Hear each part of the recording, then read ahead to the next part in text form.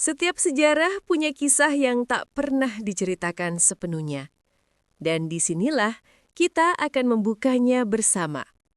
Selamat datang di channel Lemari Tua, tempat di mana masa lalu berbicara untuk masa kini. Jangan lupa like, komen, share, dan subscribe supaya kamu nggak ketinggalan cerita-cerita menarik berikutnya. Siapkan sabuk pengaman, kita akan masuk ke ceritanya. Buku-buku sejarah memiliki daya tarik yang aneh terhadap Pearl Harbor. 7 Desember 1941, hari yang abadi dalam aib. Kita semua tahu ceritanya. Serangan mendadak, kapal-kapal perang AS yang hancur di pelabuhan, dan Amerika yang terluka akhirnya terseret ke dalam perang global. Pearl Harbor adalah prolog yang dramatis. Tetapi hanya 3 hari kemudian, 72 jam setelah asap masih membubung di atas Hawaii, sebuah bencana yang bisa dibilang jauh lebih penting secara strategis terjadi di Laut Cina Selatan. Sebuah bencana yang begitu memalukan, begitu telak, sehingga buku-buku sejarah, terutama yang berfokus pada kemenangan, lebih suka melupakannya. Ini adalah kisah tentang arogansi. Ini adalah kisah tentang akhir sebuah era. Dan ini adalah kisah kepahlawanan yang sia-sia di atas 2 raksasa baja terhebat di dunia. Ini adalah kisah tentang Armada Z. Kisah kita dimulai di Singapura, Gibraltar dari timur. Pada akhir tahun 1941, Singapura adalah benteng ilusi dari kerajaan Inggris. Dan untuk mempertahankan benteng itu dari ancaman Jepang yang semakin nyata, London mengirimkan pencegah terbesarnya. 2 kapal perang modern, HMS Prince of Wales dan HMS Repulse. Mereka bukan sembarang kapal. Repulse adalah veteran Perang Dunia Pertama yang anggun, cepat, dan dicintai. Tetapi Prince of Wales, dia adalah bintangnya. Dia adalah kapal perang baru yang canggih, salah satu yang terkuat di dunia. Dia baru saja bertarung melawan Bismarck yang legendaris di Atlantik. Dia telah membawa Winston Churchill menyeberangi lautan untuk bertemu Franklin D. Roosevelt. Dia adalah simbol dari kekuatan Angkatan Laut Kerajaan Inggris atau Royal Navy yang tak terkalahkan. Kedatangan mereka di Singapura disambut dengan kemeriahan. Mereka adalah armada yang tak terkalahkan, dikirim untuk memberi pelajaran pada orang-orang kuning kecil dari Jepang. Pemimpin armada ini adalah Laksamana Sir Tom Phillips. Phillips adalah perwujudan dari Royal Navy. Keras kepala, berani, dan sangat tradisional. Dia adalah seorang ahli meriam. Dia percaya pada satu hal, kekuatan tembakan kapal perang yang besar. Dia secara terbuka meremehkan ancaman baru di era itu, kekuatan udara. Dia pernah berkata bahwa pesawat terbang tidak akan pernah bisa menenggelamkan kapal perang yang bermanuver di laut lepas. Sejarah akan segera membuktikan dia salah, dengan cara yang paling fatal. Pada 8 Desember, Jepang melancarkan invasinya ke Malaya. Phillips yang bersemangat untuk bertempur, membuat keputusan menentukan. Dia akan membawa armadanya ke utara untuk mencegat armada invasi Jepang di lepas pantai Kuantan. Ada satu masalah fatal. Rencana awal menyertakan kapal induk Indomitable untuk memberikan perlindungan udara. Tetapi Indomitable kandas dalam perjalanannya dan tidak tersedia. Phillips dihadapkan pada pilihan menunggu di Singapura dengan aman atau berlayar tanpa payung udara. Didorong oleh tradisi Royal Navy untuk menyerang musuh, dia memilih yang terakhir. Pada 8 Desember, Armada Z, Prince of Wales, Repulse, dan 4 kapal perusak pengawal berlayar ke utara, menuju takdirnya. Pada 10 Desember 1941, langit cerah. Di lepas pantai Kuantan, setelah gagal menemukan armada invasi musuh, Laksamana Phillips dengan enggan memerintahkan armadanya kembali ke selatan. Lalu pada pukul 10 pagi, seorang pelaut muda di dek Repulse menunjuk ke langit. Itu bukan burung kamang. Itu adalah pesawat pengintai Jepang. Armada Z telah ditemukan. 1 jam kemudian, neraka datang dari langit. Bukan kapal perang Jepang yang muncul di Cakrawala. Itu adalah gelombung pertama. 9 pesawat pembom Mitsubishi G3M Nel terbang tinggi. Mereka menjatuhkan bom-bom mereka. Di atas Prince of Wales, Phillips dan krunya memaksikan dengan jijik. Bom-bom itu meleset. Kapal-kapal raksasa itu bermanuver dengan mudah. Para pelaut di dek bahkan bersorak. Kita bisa mengatasi ini. Mereka tidak tahu bahwa itu hanyalah umpan. Gelombang kedua datang, terbang sangat rendah di atas permukaan air. Mereka adalah pembom torpedo. Bagi para pelaut Inggris, ini adalah pemandangan yang surreal. Mereka dilatih untuk melawan meriam 16 inci dari kapal lain, bukan ikan-ikan kecil yang mematikan yang dijatuhkan dari pesawat. Meriam-meriam anti pesawat pom-pom yang kikuk di kapal-kapal itu berdentum, mencoba menembak jatuh lalat-lalat cepat ini. Tapi itu tidak ada gunanya. Pukul 11.13, Repulse dihantam torpedo pertama. Kapal itu bergetar hebat. Lalu yang kedua, Kapten William Tennant dengan terampil berhasil menghindari 19 torpedo lainnya dalam salah satu manuver paling brilian dalam sejarah Angkatan Laut. Tapi kemudian, Prince of Wales, sang andalan, bernasib buruk. Sebuah torpedo menghantam bagian belakang kirinya, tepat di poros baling-baling. Ini adalah pukulan yang mustahil, 1 dari sejuta. Poros yang berputar itu robek dari dudukannya, menciptakan lubang menganga. Air laut, ribuan ton, langsung membanjiri ruang mesin. Kapal itu kehilangan tenaga, kemudinya macet. Dalam sekejap, kapal perang paling modern di dunia itu menjadi sasaran empuk yang lumpuh, berputar-putar tak terkendali. Pesawat-pesawat Jepang seperti serigala yang mencium darah kini mengabaikan Repulse dan berfokus pada sang pemimpin yang terluka. Di atas Repulse, Kapten Tennant melihat apa yang terjadi.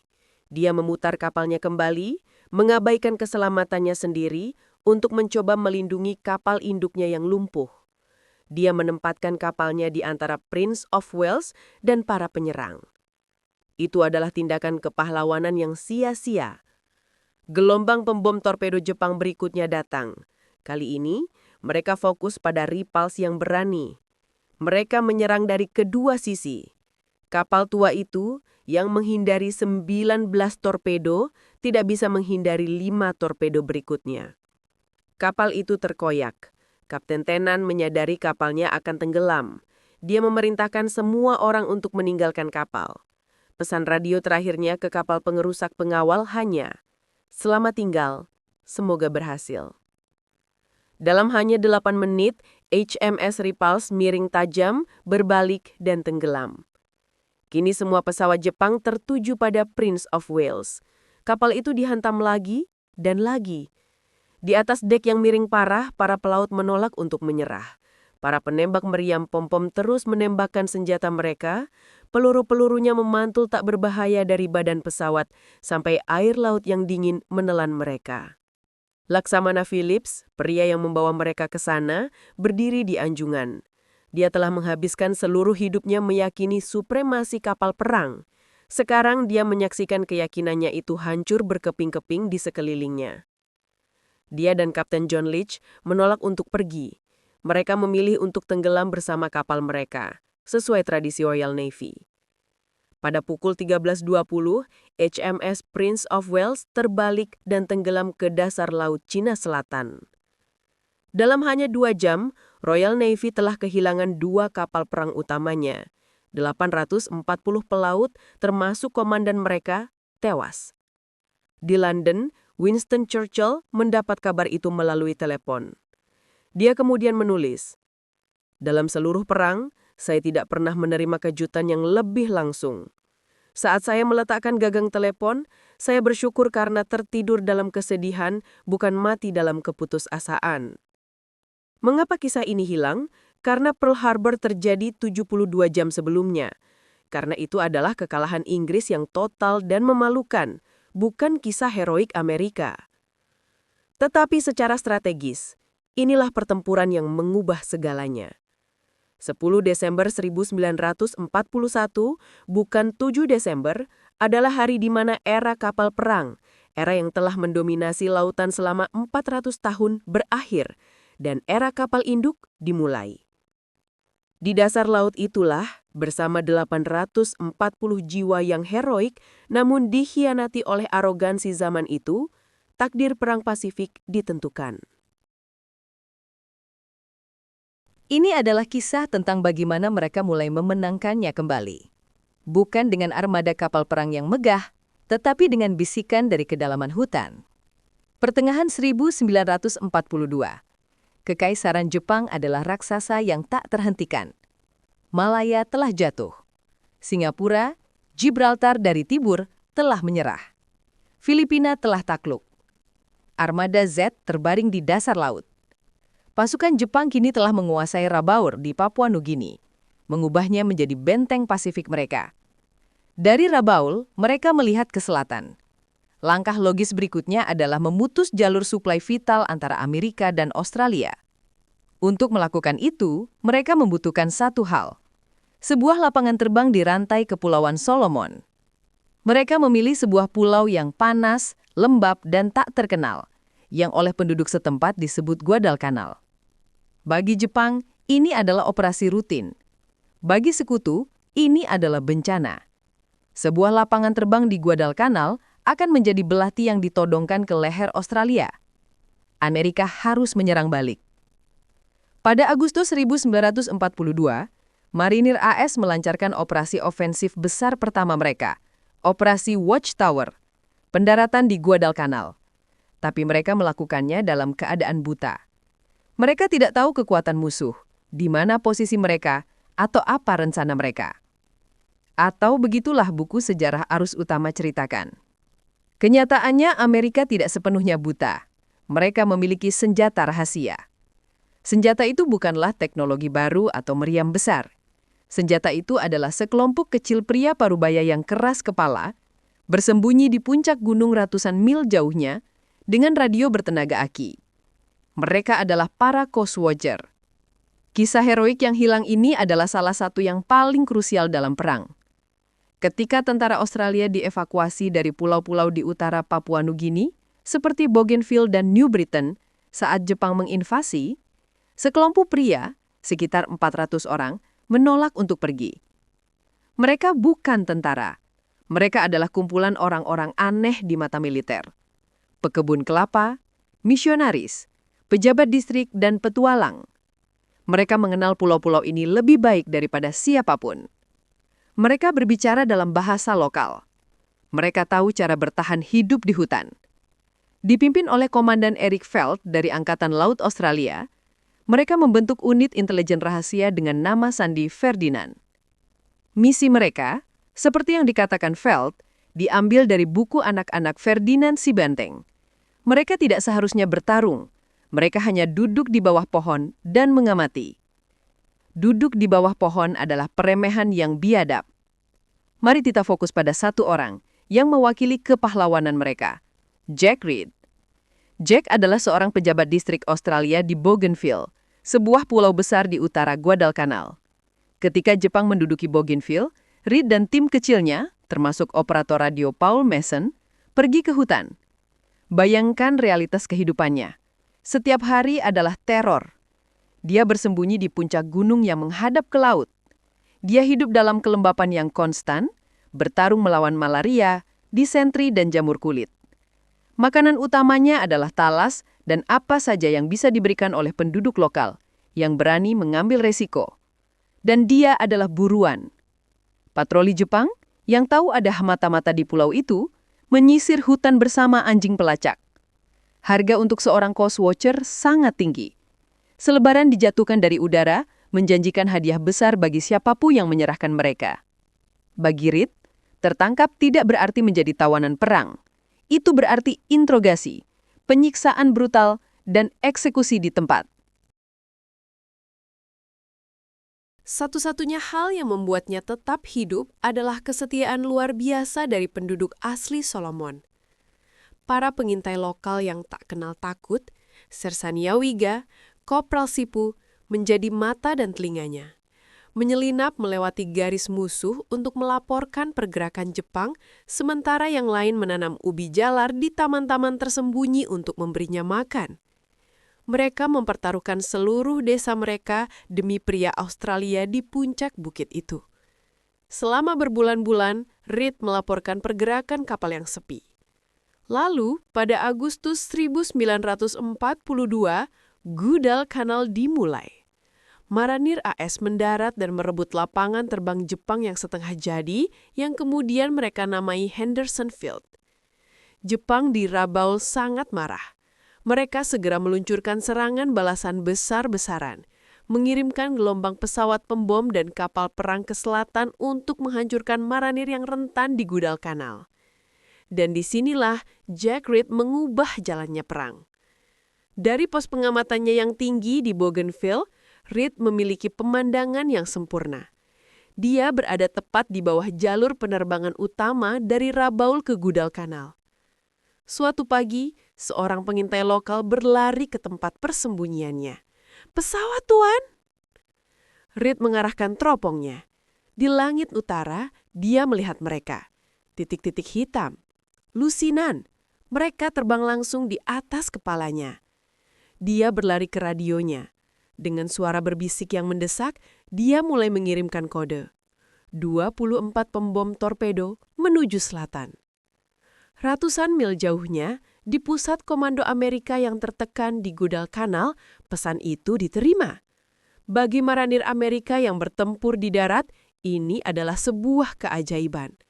Mereka menyebutnya Dinas Peringatan Dini. Jarak dari Bougainville ke Guadalcanal memberi mereka waktu yang sangat berharga, sekitar 1 hingga 2 jam peringatan. Di Henderson Field, sirina meraung, "Bogies! Scramble!" Para pilot Cactus Air Force Amerika yang jumlahnya kalah banyak dan terbang dengan pesawat P-40 dan F-4F Wildcat yang babak belur berlari ke pesawat mereka.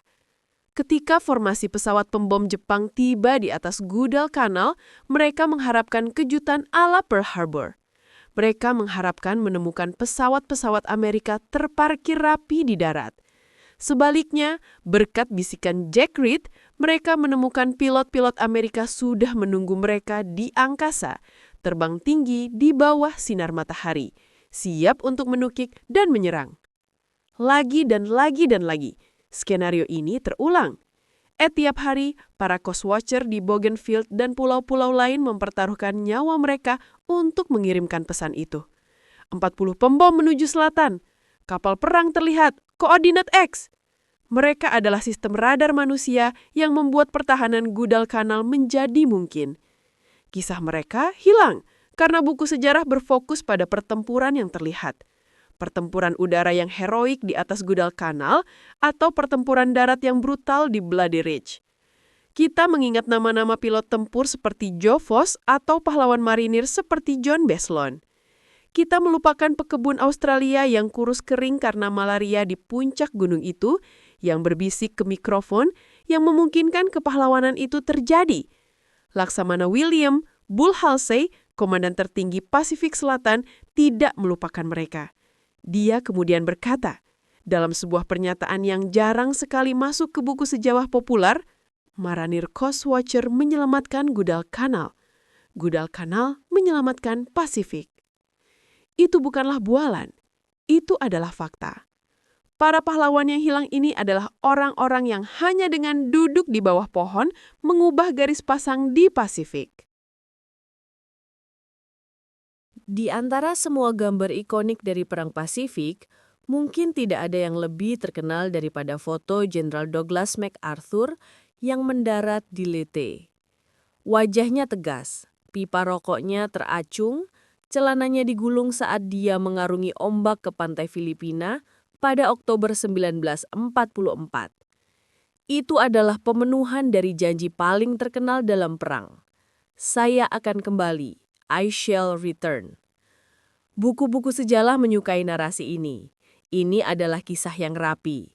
Sang pahlawan Amerika diusir secara dramatis, berjanji untuk kembali, dan kemudian, dalam sebuah klimaks yang heroik, dia kembali untuk membebaskan rakyat yang tertindas.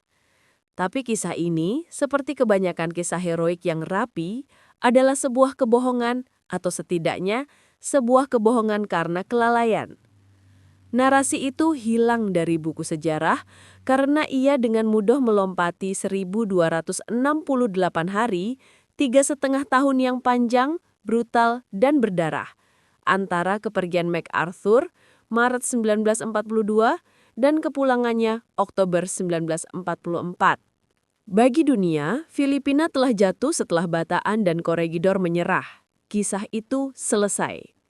Bagi 42 juta rakyat Filipina, perang baru saja bermula. Dan mereka berperang tanpa jenderal-jenderal Amerika, tanpa tank, dan tanpa dukungan. Mereka adalah tentara yang dibuang. Mari kita kembali ke hari-hari tergelap di bulan April dan Mei 1942.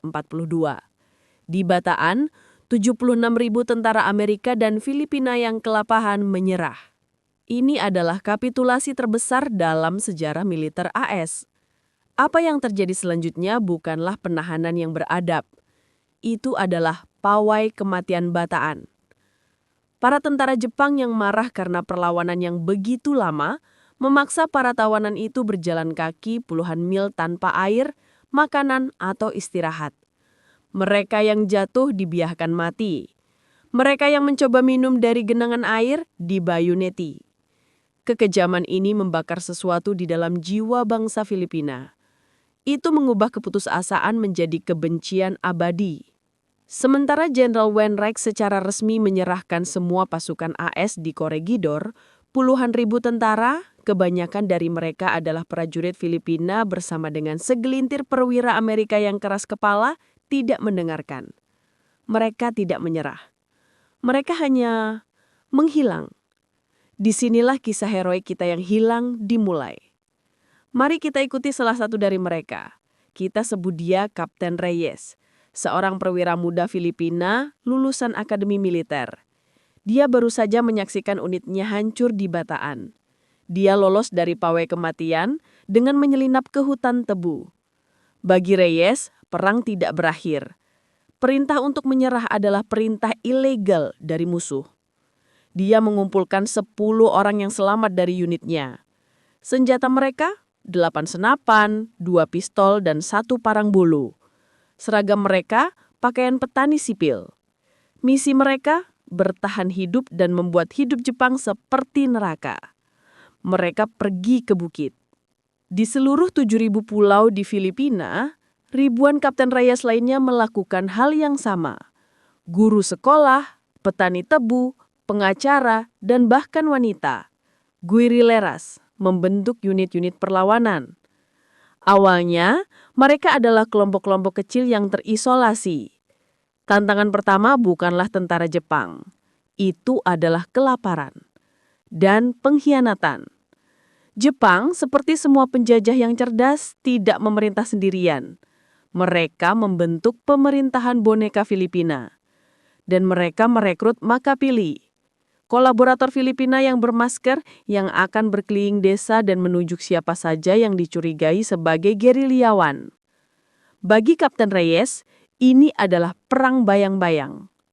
Dia tidak bisa melawan tank, jadi dia melawan saluran telepon Jepang. Malam hari, dia dan anak buahnya akan menyelinap keluar dan memotong kabel komunikasi Jepang. Dia tidak bisa menyerang garnisun Jepang. Jadi, dia menyergap 1 truk pengangkut perbekalan, membunuh para penjaga, mengambil beras dan amunisi, lalu menghilang ke dalam hutan sebelum fajar. Tindakannya yang paling penting bukanlah membunuh tentara Jepang. Itu adalah mengeksekusi seorang Makapili di alun-alun desa, sebuah pesan brutal bahwa kolaborasi memiliki harga. Selama 3 tahun, inilah perang di Filipina. Perang sabotase, spionase, dan eksekusi diam-diam. Dan secara perlahan, unit-unit yang terisolasi ini mulai terhubung. Seorang guru sekolah di Luzon Utara akan mengumpulkan informasi tentang pergerakan kapal Jepang. Seorang guerrillera muda akan berpura-pura menjual telur, menyelipkan peta posisi artileri musuh di keranjangnya, dan memberikannya kepada seorang nelayan yang akan mendayung ke sebuah pulau terpencil di mana seorang mantan tentara AS yang bersembunyi mengoperasikan radio bertenaga aki mobil. Inilah kontribusi terbesar mereka, yang paling hilang dari sejarah. Intelijen. Pada tahun 1943, MacArthur yang duduk dengan frustrasi di Australia, mulai menyadari bahwa tentara yang dibuang ini adalah asetnya yang paling berharga. Dia mulai mengirimkan dukungan melalui kapal selam. Bayangkan adegannya. Kapal selam Amerika seperti USS Nautilus akan muncul di teluk terpencil pada malam hari. Kapten Reyes dan anak buahnya akan mendayung dengan kano, menghindari patroli Jepang. Mereka akan menukar intelijen berharga mereka, berlembar-lembar kertas berisi jumlah kapal, kekuatan garnisun Jepang, dan lokasi gudang amunisi, dengan komoditas yang lebih berharga daripada emas, radio baru, baterai, amunisi kaliber 30, dan obat kina. Pada tahun 1944, tentara yang dibuang ini telah berevolusi. Mereka bukan lagi gerombolan yang kelaparan. Mereka adalah tentara gerilya terorganisir yang berjumlah lebih dari 250.000 orang. Salah satu gerakan perlawanan bawah tanah terbesar di dunia. Mereka telah menguasai sebagian besar wilayah pedalaman. Mereka menjalankan pemerintahan bayangan, mencetak mata uang mereka sendiri, dan memberikan keadilan mereka sendiri. Dan kemudian, Oktober 1944. MacArthur bersiap untuk kembali. Buku sejarah menceritakan ini sebagai invasi Leyte. Kenyataannya, itu lebih seperti pendaratan yang diundang. Ketika pasukan Amerika pertama mendarat di pantai Leyte, mereka tidak menghadapi perlawanan membabi buta. Mengapa? Karena Kapten Reyes dan 250.000 rekan gerilyawannya telah membersihkan area pendaratan itu selama berminggu-minggu sebelumnya. Mereka telah menyergap patroli Jepang, meledakkan jembatan untuk mengisolasi garnisun Jepang, dan memberikan data intelijen real-time kepada armada invasi. MacArthur tidak mendarat secara buta. Dia mendarat dengan peta intelijen paling rinci dalam perang yang disediakan oleh orang-orang yang telah berjuang dan mati dalam namanya selama 3 tahun. Ketika MacArthur dengan penuh kemenangan berfoto sedang mengarungi ombak, dia sedang berjalan di atas darah, keringat, dan pengorbanan tentara yang dibuang. Kisah mereka hilang karena narasi "saya akan kembali" jauh lebih sederhana dan jauh lebih berpusat pada Amerika. Tetapi kepahlawanan yang sesungguhnya ada pada mereka yang tidak pernah pergi. Mereka yang membuktikan bahwa Anda bisa memenjarakan seorang jenderal dan menaklukkan sebuah ibu kota, tetapi Anda tidak bisa menaklukkan kehendak sebuah bangsa yang menolak untuk dilupakan. Pada tahun 1943, di sebuah kamp berdebu yang dikelilingi kawat berduri di Heart Mountain, Wyoming, seorang pemuda bernama Kenji Tanaka menatap bendera Amerika yang berkibar di atas pos penjaga. Bendera itu berkibar di dalam kamp, bukan di luar. Sebuah ironi yang pahit. Kenji adalah seorang Nisei, generasi kedua imigran Jepang. Dia lahir di Sacramento, California. Dia tumbuh besar dengan bermain bisbol dan membaca komik Superman. Dia adalah orang Amerika, sama seperti tetangganya yang berkulit putih.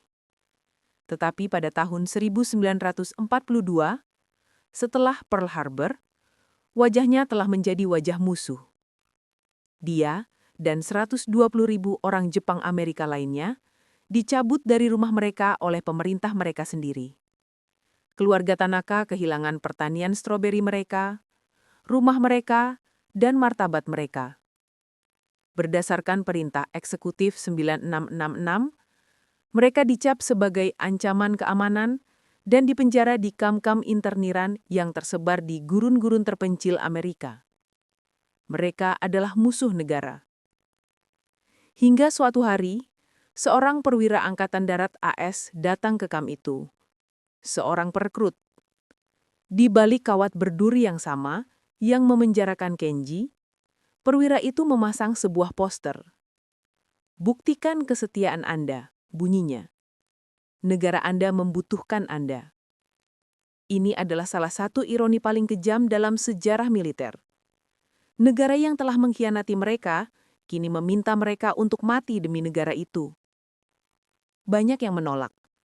Tetapi ribuan pemuda Nisei dalam tindakan patriotisme yang membingungkan dan putus asa, justru mendaftar. Mereka ingin membuktikan dengan darah mereka bahwa mereka adalah orang Amerika. Kisah yang paling terkenal adalah Regimen Tempur 442. Go for Broke. Mereka dikirim ke Eropa untuk melawan Jerman. Mereka menjadi unit yang paling banyak mendapat penghargaan dalam sejarah Angkatan Darat AS, bertarung dengan gagah berani di Italia dan Prancis. Kisah mereka heroik, tetapi aman. Mereka dikirim untuk melawan musuh yang berkulit putih jauh dari Pasifik.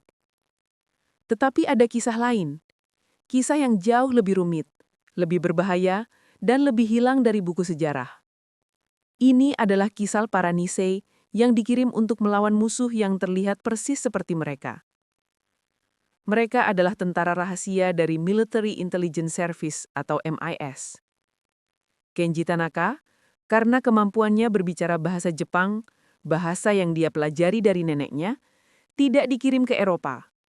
Dia dikirim ke Pasifik. Ini adalah tugas bunuh diri. Seorang prajurit Nisei di Pasifik menghadapi bahaya dari dua arah. Di depan, ada tentara Kekaisaran Jepang. Bagi mereka, Kenji adalah pengkhianat terburuk. Bukan hanya musuh, tapi Inu, seekor anjing, pengkhianat ras. Tertangkap berarti penyiksaan yang tak terbayangkan dan eksekusi yang brutal. Bahaya kedua, yang seringkali lebih menakutkan, datang dari belakang. Bayangkan Kenji mendarat di pantai Saipan atau Leyte. Dia mengenakan seragam GI Amerika. Tetapi, di tengah kekacauan pertempuran, seorang marin muda dari Ohio yang baru saja melihat sahabatnya tewas oleh granat Jepang, melihat wajah Kenji. Dalam sepersekian detik, marin itu tidak melihat seragamnya. Dia hanya melihat wajah musuh. Banyak penerjemah Nisei harus berteriak dalam bahasa Inggris yang sempurna. Saya orang New York. Saya dari LA. Untuk menghindari tembakan ramah atau friendly fire. Seringkali, mereka diberi seorang pengawal pribadi berkulit putih. Bukan untuk melindungi mereka dari Jepang, tetapi untuk melindungi mereka dari tentara Amerika lainnya. Mereka bertarung dengan dua wajah, tidak dipercaya oleh kedua belah pihak, namun mereka adalah senjata rahasia sekutu. Para komandan Amerika dengan cepat menyadari bahwa perang di Pasifik bukanlah perang biasa. Tentara Jepang yang didorong oleh kode Bushido tidak menyerah. Mereka bertarung sampai mati. Mereka melakukan serangan banzai yang fanatik. Para jenderal AS tidak bisa memahami mentalitas ini. Tetapi, para Nisei dari MIS memahaminya. Mereka tidak hanya menerjemahkan, mereka adalah analis budaya. Pekerjaan mereka dimulai dari hal-hal kecil, menerjemahkan buku harian yang diambil dari tentara Jepang yang tewas. Buku harian ini mengungkapkan hal-hal yang tidak dipikirkan oleh perwira kulit putih, moral yang rendah, keluhan tentang ransum beras yang buruk, atau kerinduan pada keluarga. Kemudian, mereka menemukan harta karun. Di Filipina, mereka menyita dokumen-dokumen yang basah kuyup. Setelah dikeringkan, mereka menyadari bahwa mereka sedang memegang salinan lengkap dari Rencana Z, rencana pertempuran rahasia Angkatan Laut Kekaisaran Jepang untuk mempertahankan Marianas.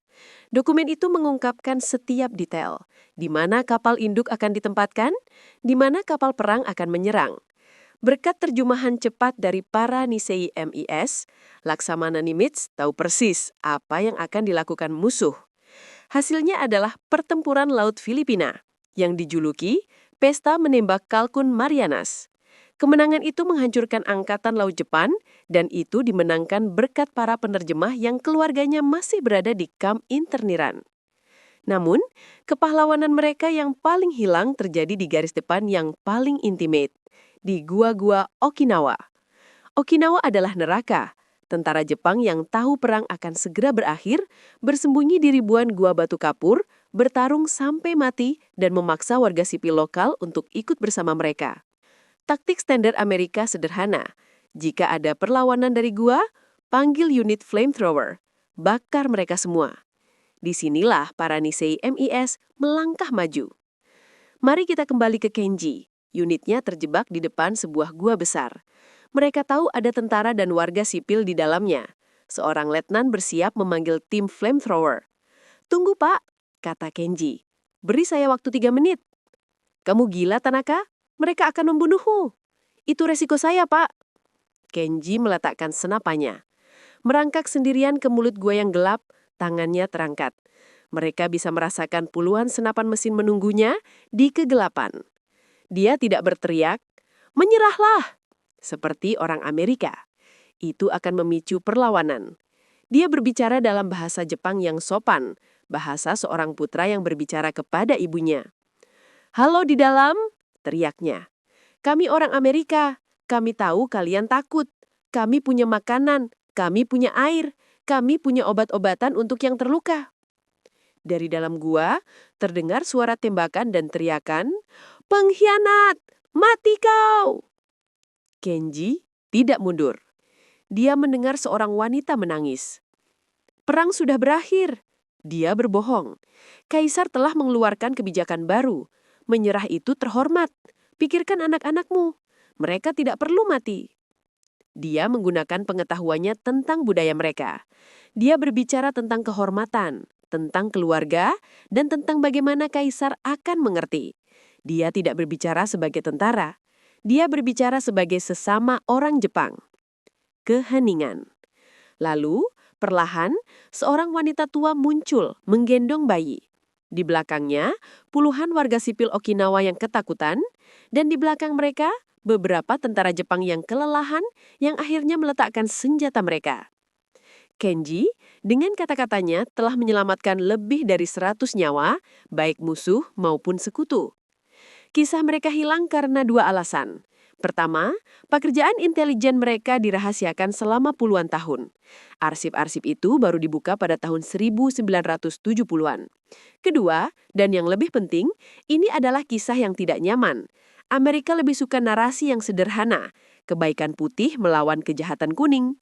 Para pahlawan Nisei dari MIS mengaburkan garis itu. Mereka adalah bukti hidup bahwa wajah musuh juga bisa menjadi pahlawan. Mereka bertarung dalam 2 perang sekaligus. Perang melawan fasisme Jepang di Pasifik dan perang melawan rasisme di negara mereka sendiri. Dan mereka memenangkan keduanya.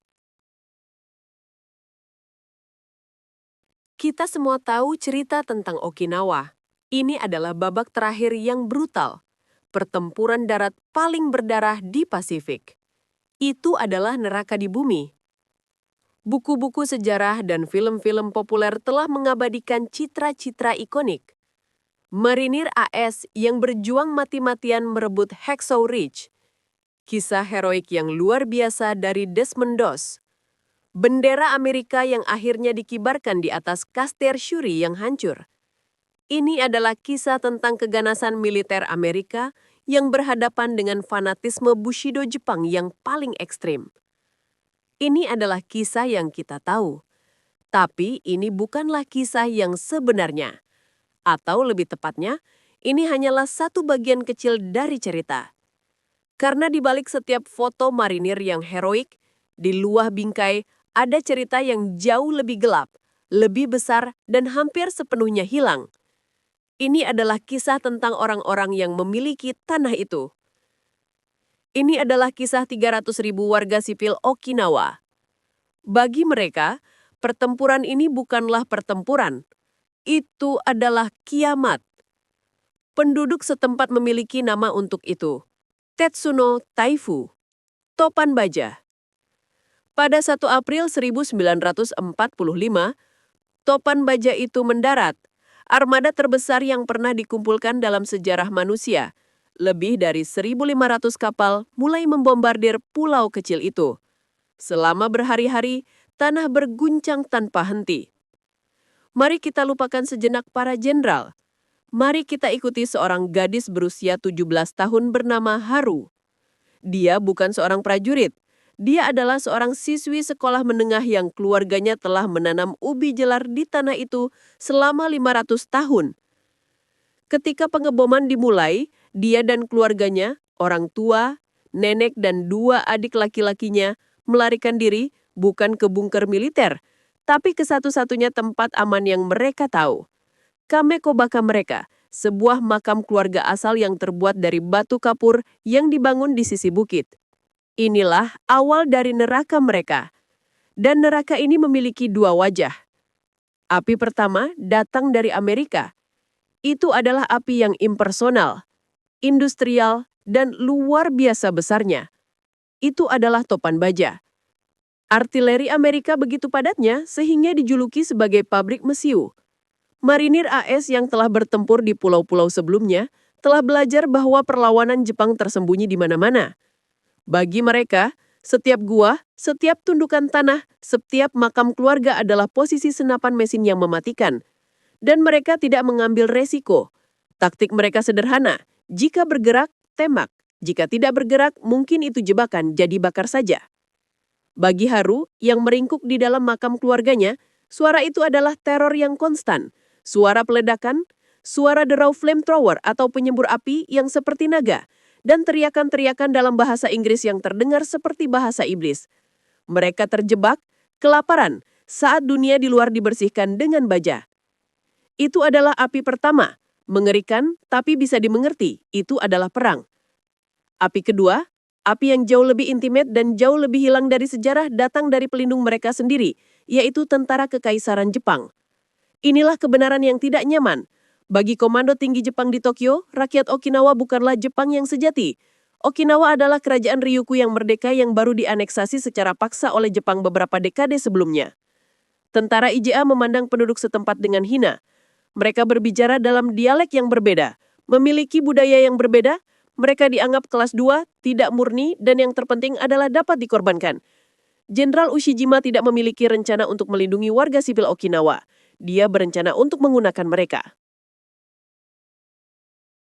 Saat Haru dan keluarganya bersembunyi di makam mereka, tentara Ija yang putus asa dan kalah akan datang. Tetapi mereka tidak datang untuk menawarkan perlindungan. Mereka datang untuk mencuri makanan. Tentara Jepang secara rutin menodongkan senjata ke warga sipil yang kelaparan, merampas ubi jalar atau air terakhir mereka. Bagi Haru, musuh pertama yang dia temui yang ingin mencelakainya bukanlah orang Amerika. Itu adalah tentara Jepang yang kelaparan dan kejam. Kemudian tentara Ija akan memaksa mereka keluar. "Kalian menghabis-habiskan ruang," teriak seorang perwira kepada keluarga Haru. "Pergi, keluar!" Mereka mengusir warga sipil dari gua-gua yang aman ke dalam jalur tembakan topan baja. Mengapa? Untuk menarik tembakan Amerika, sehingga mengungkap posisi senapan mesin AS. Atau sekadar agar para tentara bisa menggunakan gua itu untuk diri mereka sendiri. Kisah yang paling tragis adalah kisah para Himeyuri, perawat lili. Ratusan siswi sekolah menengah seperti Haru dimobilisasi oleh tentara Jepang. Mereka diberitahu bahwa mereka akan melakukan tugas mulia bagi kaisar. Kenyataannya, mereka dilempar ke dalam gua-gua neraka yang berfungsi sebagai rumah sakit darurat. Tanpa anestesi, tanpa air bersih. Selama berminggu-minggu, gadis-gadis remaja ini, beberapa baru berusia 15 tahun, menghabiskan 24 jam sehari mengamputasi anggota tubuh yang membusuk. Dikelilingi oleh ribuan tentara yang sekarat dan berteriak-teriak dalam kegelapan yang berbau gangren. Dan ketika pasukan Amerika akhirnya mendekati gua-gua itu, para perawat muda ini tidak diselamatkan oleh tentara Jepang.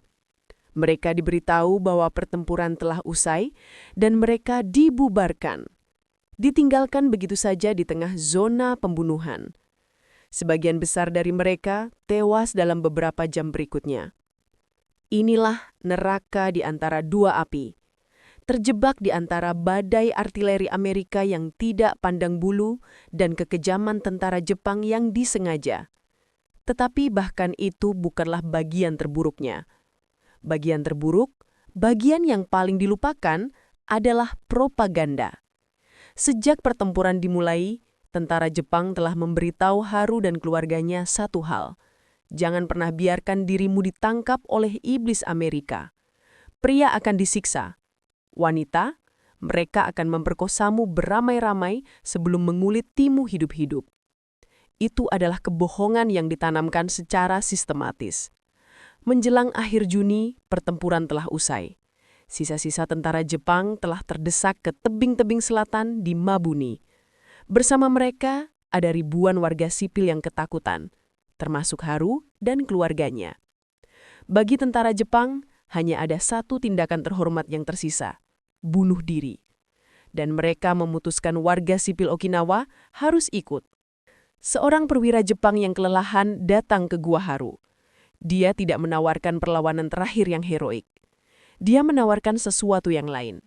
Dia membagikan 2 granat tangan. Perang sudah berakhir. Katanya dengan tenang. Para iblis itu di atas. Lakukan ini untuk Kaisar. Bunuh diri bersama-sama.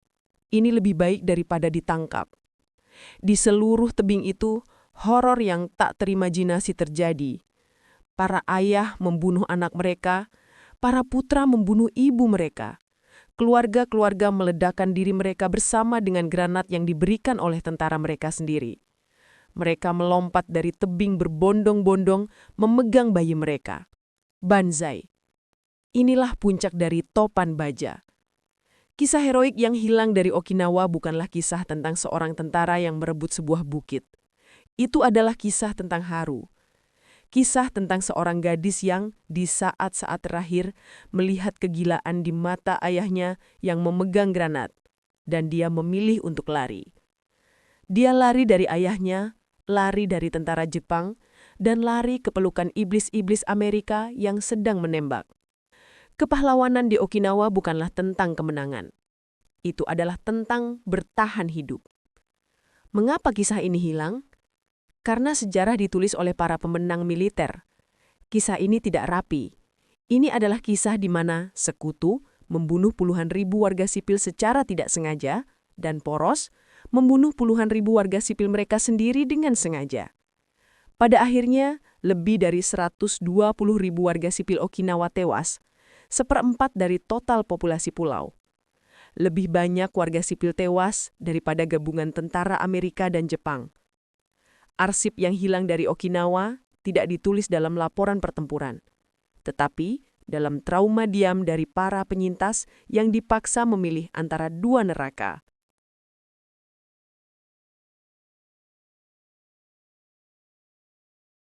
Komen di kolom komentar bagian mana yang menurutmu menarik.